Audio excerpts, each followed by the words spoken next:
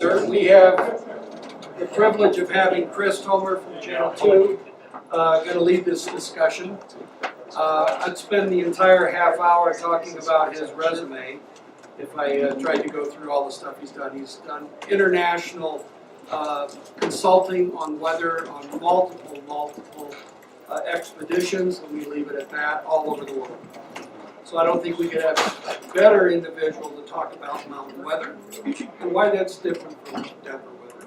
Is there a difference? Somebody told me that once. So with that, Chris, I'm going to turn it over to you. Thank you very much, Chris. I appreciate that. I just want to thank you for having me here. When Howard and Bruce said, "Hey, do you want to come do this thing?" And I was like, "Yes," because my best friend broke his leg on Grace Peak, and these guys hauled him out to the hospital. That just meant the world.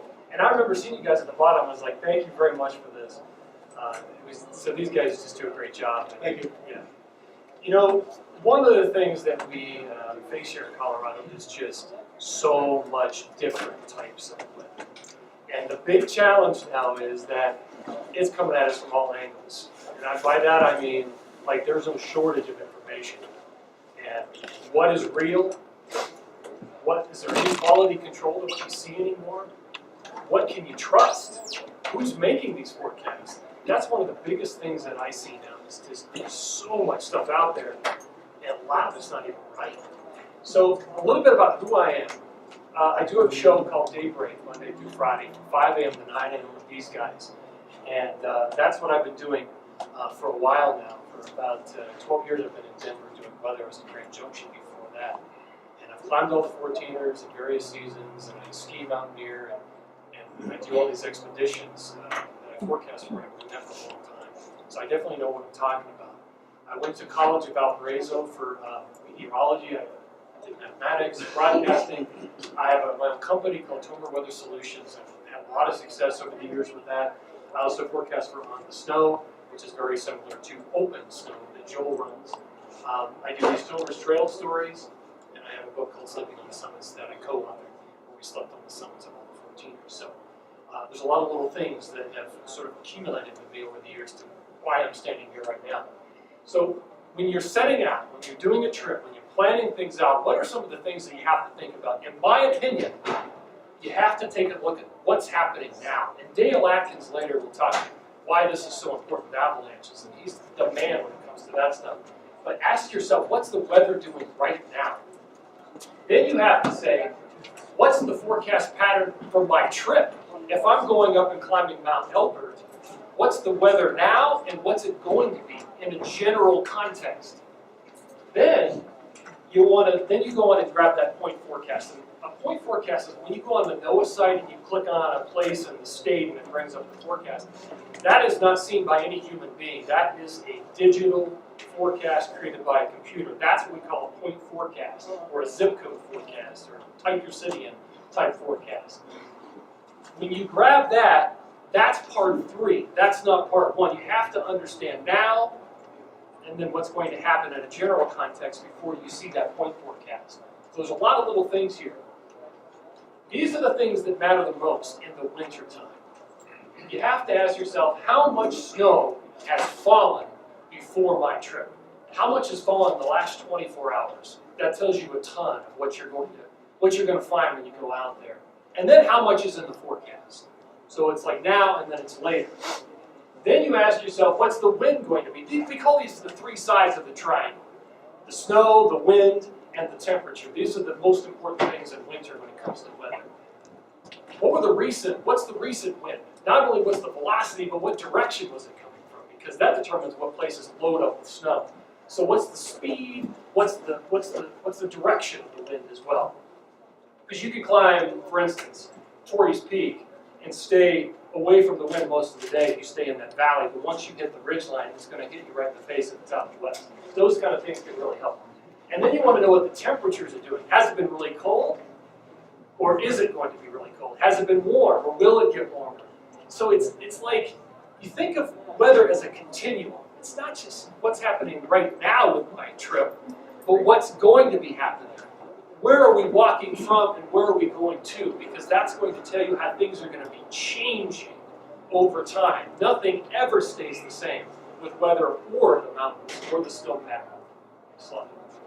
So the other key question is, okay, so how do you find the data, right? How do you get these forecasts, and where do you look for this stuff?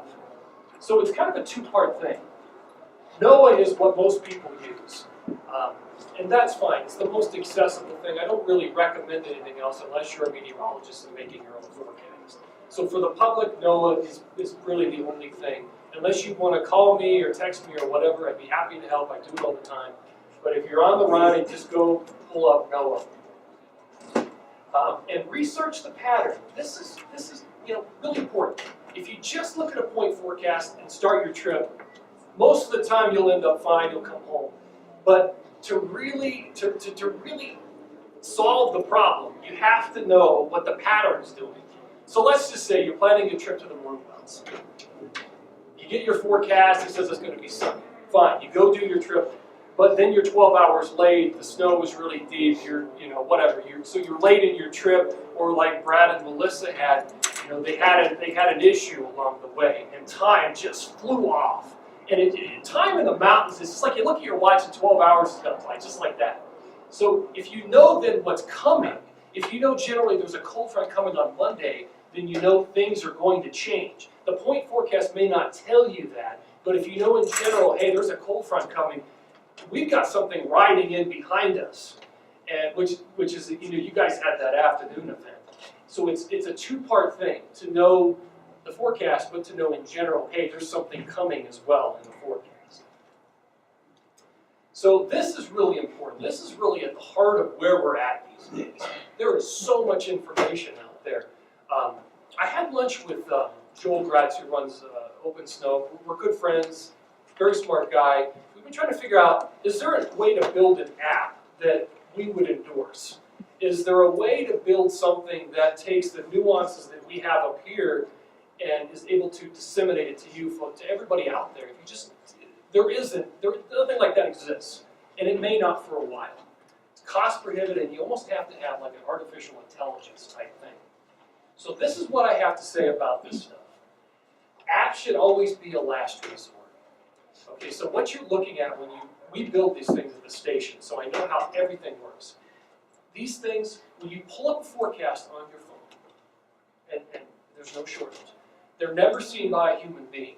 Okay, there's no quality control, and you don't know when it was last updated a lot of the time. It is just a computer drawing information off of a mainframe. So you have to, that's why I say, you have to know the pattern. You have to know the general pattern of what's going on before you head out, because if that forecast is 24 hours old, you're going to have a real problem when you're out there. But if you know the pattern, I think you'll be in better shape.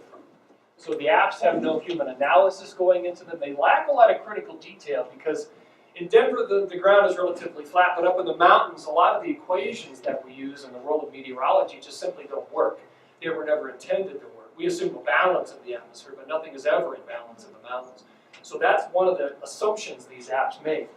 In mountain terrain, most sites that you look, that you may research on lack rigor, and they're there for making money. That's what they're there for. That's why I only endorse NOAA if you're planning a trip. Just go there, get that point forecast, but also know the general forecast. I don't endorse anything else. And most importantly, you got to know who makes these forecasts before you put your life in the hands of these things. Yes. And this is a great example. We see a lot of frauds on Facebook, a lot of hoaxes, a lot of people posting maps from God knows where. This is what we call a model run, right? And there are an infinite amount of these. There is no one that governs what's going to happen tomorrow. We run what we call ensembles, ones of thousands of these things. So this got posted to the internet a few years back, and everybody got really excited, and engineers and dentists were sharing this on their Facebook page. My God, it's going to snow heavy in Chicago. And look at it, man, this is going to be just nasty travel. Getting close to Christmas. Well, you know what? Again, this was one of 1,000 forecasts out there. There's no context to this. You don't even know who made this. This never happened, right? And people were all upset. I thought you were forecasting this and that. Well, again, you don't even know who made this. This is the kind of thing you have to be very careful about when you see these things on Facebook or whatever it is, because this never happened. Next. So just some basics here. All that matters in the mountain is really the wind direction. When you're up there, if you do nothing else, when you're out climbing or skiing, notice the wind direction. Put your back to the wind and kind of feel it out. Note what direction it's coming from. So if the wind is going down the slope of the mountain like it is today into Denver and heating us up, you're not going to get a whole lot of weather out of that because the air is sinking and it dries out. You'll get high winds down here. But nothing, that is a favorable type environment for climbing because it's going to be dry. However, the opposite type wind is going to be what we call an upslope wind right here, and it's coming up the slope of the mountains. Now, there's a lot of things that happen when you force a wind up the side of a mountain. You have to, it's just physically impossible not, you have to start to develop some clouds up here. This is what happens every afternoon in the summertime. You get the heating of the day, you got to be up the summit by noon, all that type of stuff. This is what goes into play with this. So you have this upslope wind, you get your afternoon storms. One of the trends we're seeing now is because some of the Fourteeners are getting so crowded along the front range, is that people are starting to climb in the afternoon and evenings. Yeah. It's happening. And this will become more and more important because there's a reason why that rule exists, right? Because of lightning. It kills more people in Colorado than anything else. We have to be very wary of an upslope wind, which happens almost every afternoon in the summertime. When we get this along the front range, this is a special condition why we get a lot of heavy snow in Denver. You have to have an upslope wind. Yes. So this is the physical property of this. You get this wind coming up the slope. So if you're standing, for example, on the saddle between Grays and Torreys, and you notice the wind coming at your back, more than likely, this is what's happening. That wind is coming up the slope, and it's going to build this thunderstorm. The air rises, it cools, you get condensation, and you get this temperature drop as well. That's why you may start your climb in the 40s, but then end in the 20s, because the temperature always drops, well, usually, as you go up in elevation. Yes. And in the mountains, there are conditions that produce heavy snow.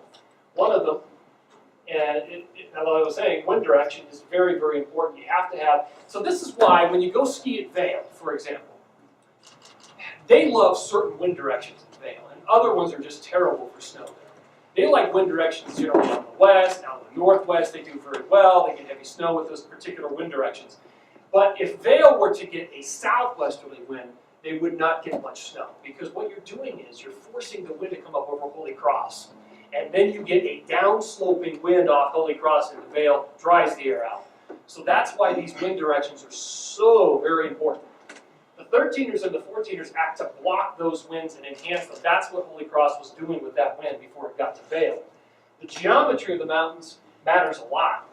You're climbing in the Alps. The Alps generally run north to south or sort of, right? So that's like a barrier for that westerly wind coming in. If you're ever up on Capitol some, I don't know, late morning, you can feel that wind building in the late afternoon, and it won't be long. Those storms generally build on Capitol very, very quickly. That wind out of Marble just forced up very, very quickly.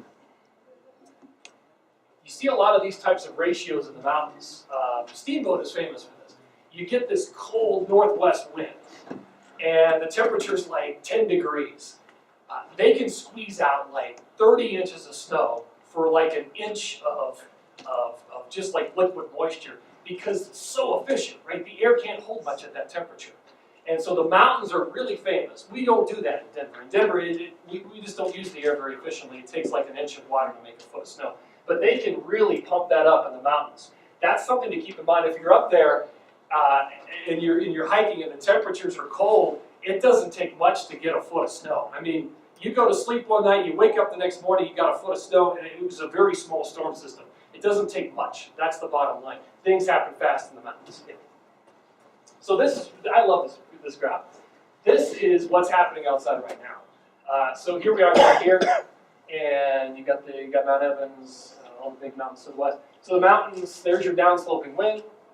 Air is forced to usually speed up. Wait till Monday, it's going to be very, very windy. So the wind comes down here, and by just a physical process, it's like you're pumping a bicycle thing, the air heats up. And that's what we've got. So that's a Chinook wind for you right there. Now, if the wind were going in the opposite direction, it'd be forced up the slope. That'd be an upslope wind, and you develop clouds and upslope precip. So that, again, it's all wind direction when you're looking at this stuff. If you just know the wind directions, like in the summertime, I tell hikers, I say, how do you know if that storm's going to hit you? Should I go for the summit? Well, put your back to the wind, figure out what direction the wind's coming from. That's the wind that's going to steer that thunderstorm. So if you're, if you're like an hour from the summit of Quandary, and you've got a thunderstorm off in the distance, and the wind is coming out of the north, it's likely going to blow that storm by you into the south, and it won't affect you. If you just know the steering wind, you can determine where a lot of these thunderstorms end up in the afternoon. All right, so I talked about the Holy Cross example of Vail Resorts. How about another one? How about Telluride? How does Telluride get a lot of snow? Well, the problem with Telluride is that they are surrounded by huge mountains and massives and everything else down there. So what they don't want is a west wind in Telluride, because there are 3 Fourteeners that sit just to the west, the Wilsons. That's going to be a downsloping wind by the time it gets into Telluride. Telluride will do well, generally with a south wind, a southern tracking storm type thing. They have a really narrow zone for getting a lot of snow in Telluride. You will notice the 30-year averages for snow really lag behind places like Silverton, for example. That's the key with wind direction. It's just these little changes that make all the difference with all this stuff. This is a picture I took a few years ago, but there you've got your tuning fork going up Torreys right here.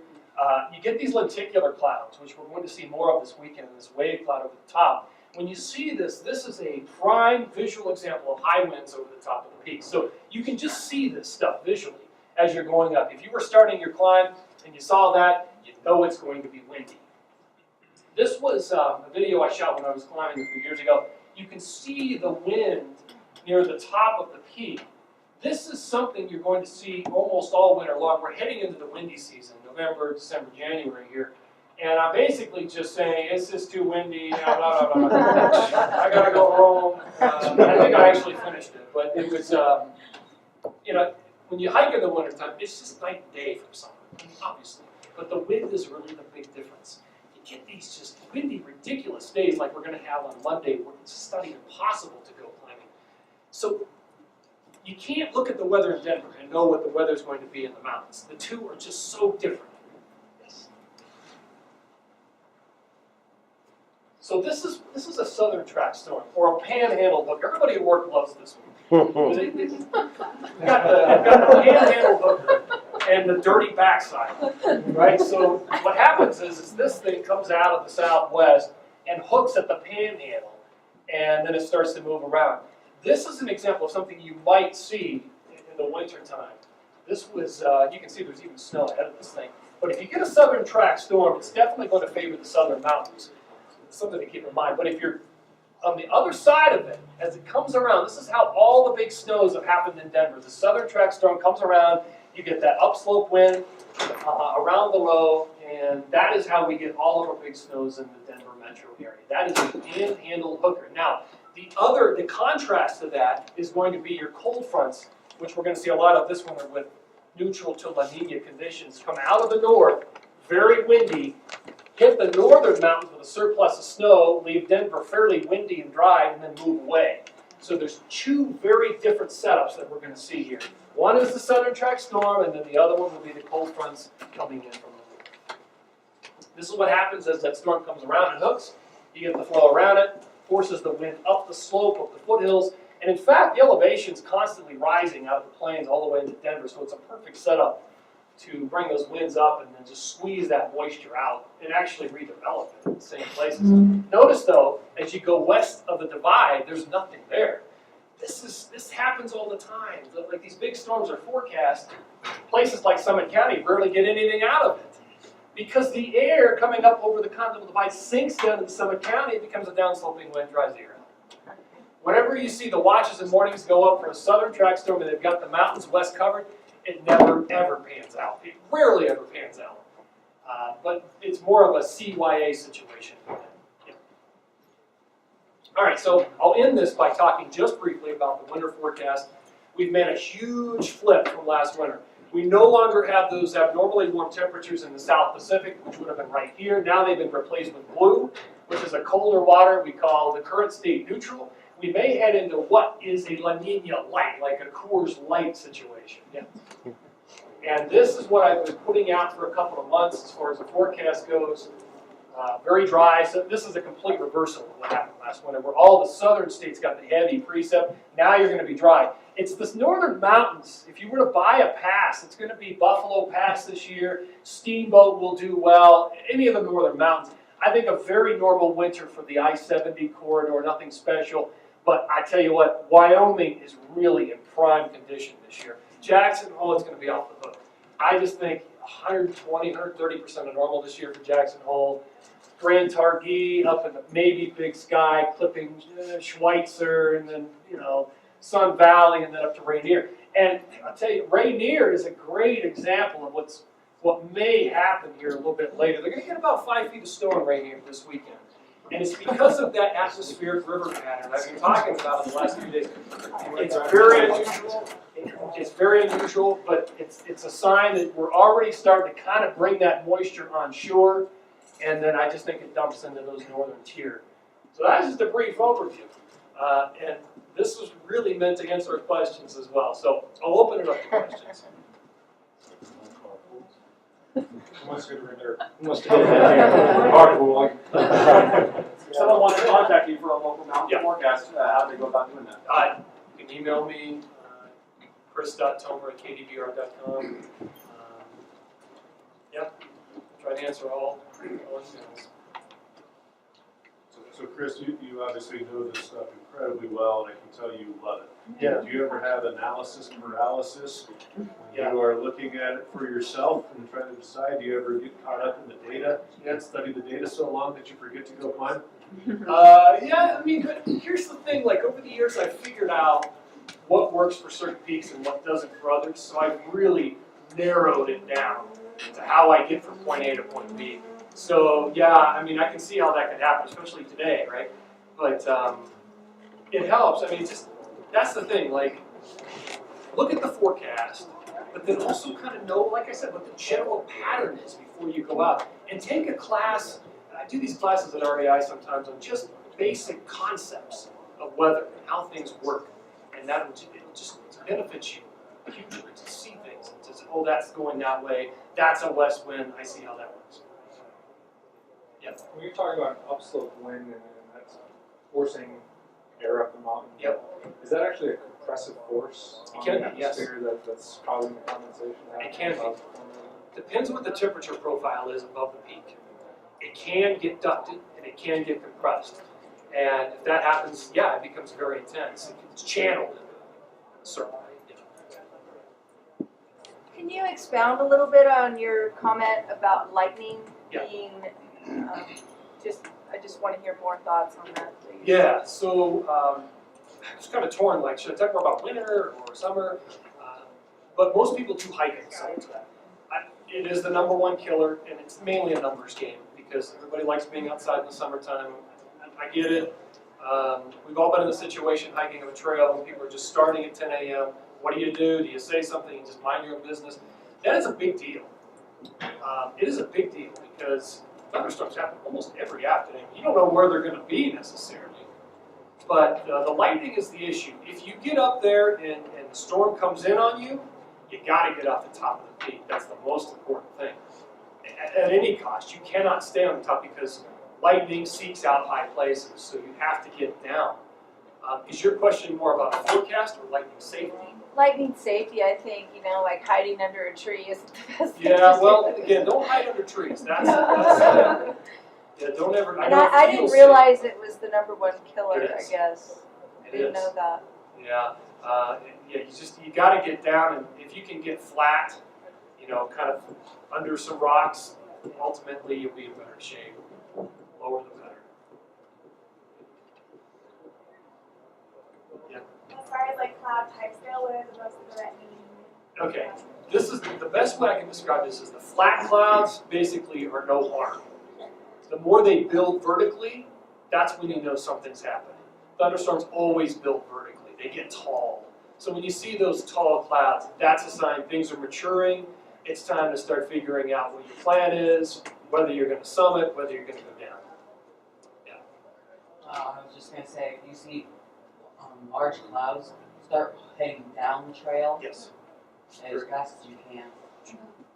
Now, they won't always hit you at your location. That's when that's when knowing the steering is helpful. Again, if it's a north wind, it can push it away. If it's directly above you, yeah, that's not usually good. When you were talking about the data overload, you were talking about what's reliable. NOAA's the U.S. government agency. What's available in other places? Well, it is universal across the U.S. You can click on that. Northern South America. Oh, boy, that's a hard. Are there things that are available that are reliable there? I don't know that I can answer that. Yeah, I'm sorry. Just don't have enough experience. I don't want to mislead you.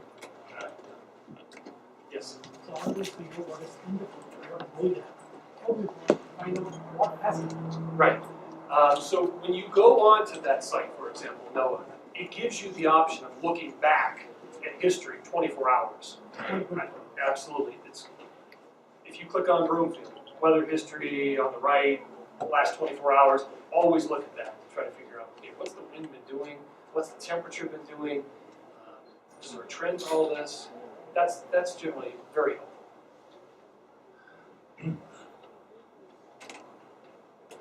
How far away from a building thunderstorm do you have to be safe from a lightning storm? If you're inside, you're fine. But if you're outside, there was this case many years ago where somebody got hit like 10 miles away. Hasn't happened since. You know, I know people that climb in thunderstorms all the time and never get hit. It happened with the speed record. I was working with Andrew Hamilton a couple years ago when he did it in 10 days. And I mean, you can't deviate when you're trying to set a record. So what do? You just keep going, right? Sometimes a lot of the time it's just luck. I think it's weird. Like maybe you have more charge to you than somebody else. I think it's almost beyond explanation sometimes why some people get hit, why others don't.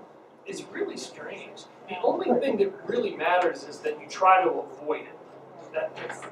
I don't know what the mileage is to that anymore, but I don't know. Any other questions? Thanks for being here today, Chris.